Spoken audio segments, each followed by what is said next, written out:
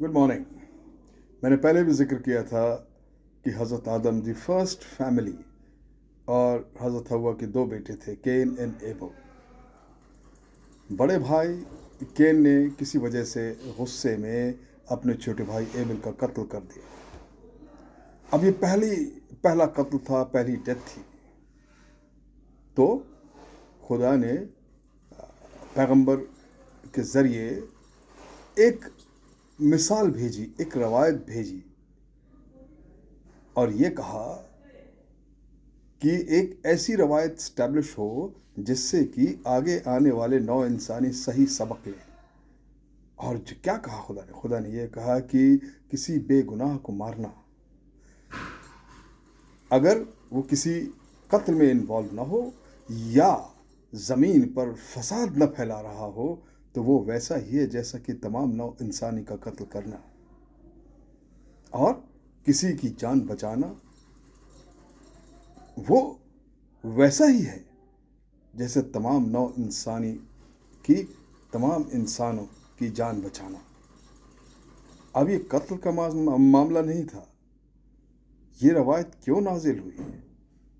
खुदा एक रवायत, एक ट्रेडिशन, एक सही मिसाल कायम करना चाहता था जो आने वाले इंसान, नस्ल दर नस्ल इंसानों के लिए एक मिसाल और सबक बनी रहे। खुदा ने ऐसा क्यों कहा? ऐसे वो जो कहावत है पुरानी कि एक रवायत बनाने के लिए, एक ट्रेडिशन, एक मिसाल कायम करने के लिए एक बहुत लंबी तारीख की ज़रूरत होती है। आपको बहुत प्रेसिडेंट पीछे देखना पड़ता है कि ऐसे हादसों में, ऐसे मसलों में क्या हुआ था, इसका सलूशन कैसे पे। आज भी कोर्ट केसेस में आप मुझे देखें, जो भी है पिटिशनर है या अपोनेंट्स हैं, they refer the so and so case, so and so, on similar cases, the judgment of the Supreme Court refer this, therefore we should be getting this relief. ये बड़ा एक कॉमन एक तरीका है। इसका मतलब सिर्फ ये हुआ कि अच्छे ट्रेडिशन सोसाइटी में कायम करने के लिए वक्त लगता है। आपको बहुत पीछे जाके देखना पड़ता है। और सिमिलरली अगर कोई गलत रवायत है, कोई गलत ट्रेडिशन है, उसको रिप्लेस करके अच्छे ट्रेडिशन को इंट्रोड्यूस करने के लिए, लाने के लिए भी बहुत मशक्क़त और कोशिश करनी पड़ती है। ये जो प्रोसेस है चेंज का, ट्रेडिशन का, ये एक बहुत हेल्दी ट्रेडिशन है जो वक्त के साथ, गुजरते वक्त के साथ इनको रिव्यू करना चाहिए और जो बेहतर हो उसको अडॉप्ट करना चाहिए। ये मान के चलिए कि कोई भी सोसाइटी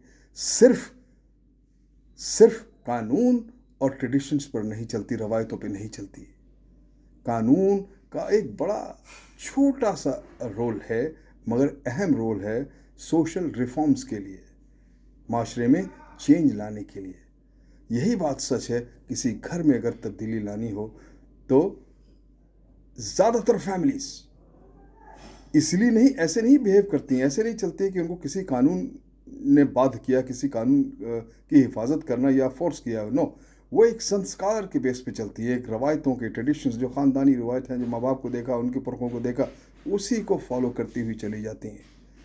और यही बात सच है किसी जैसे फैमिली के लिए, वो किसी ग्रुप के लिए, नेशंस के लिए, सब के लिए ये बात प्रूडेंट है।